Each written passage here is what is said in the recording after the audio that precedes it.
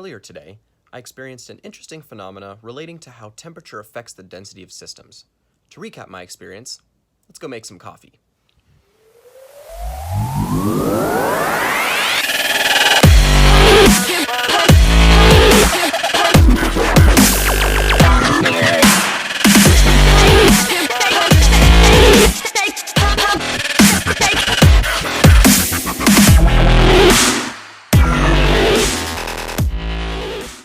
So density is generally defined as the amount of mass an object has divided by the amount of volume, or the amount of space that it takes up. So if we look at these two boxes down here, obviously box number 1 has a lot fewer dots in it. So let's count those as molecules. So if box 1 has a much lower mass than box 2, because obviously box 2 has a lot more things inside of it, but if you guys can tell, they're supposed to be the same size boxes. So they have about the same volume. But because box number 2 has a much greater mass, it also means that box number 2 has a much greater density, because it has more density or more mass, in the same amount of space. So another way to think about density is how tightly packed the molecules are inside a sample of something. Now, one of the factors that affects density is temperature.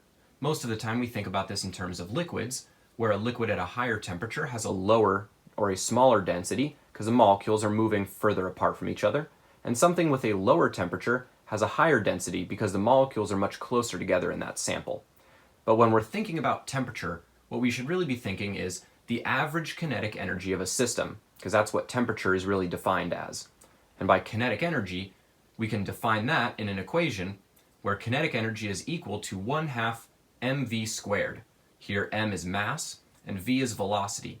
So if, for example, we think of a sample of water molecules or H2O molecules like we can see right here, they're all the same molecule, right? All of them are going to be water molecules, so they all have the same mass because they all look exactly the same. So if we have a sample of water with a higher kinetic energy, but they all have the same amount of mass, the only way from this equation that we can get a higher kinetic energy is by having them move at a greater velocity or a greater speed. So molecules moving at higher speeds are at higher temperatures, which creates a lower density in that system.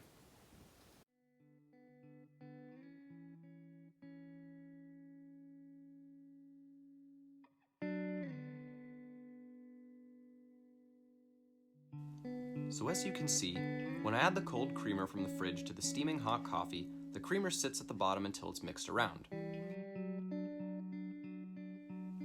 But remember, when we're comparing density in terms of temperature, we should really be comparing two systems of the same substance, and in this case we're comparing warm coffee to cold creamer, two different substances.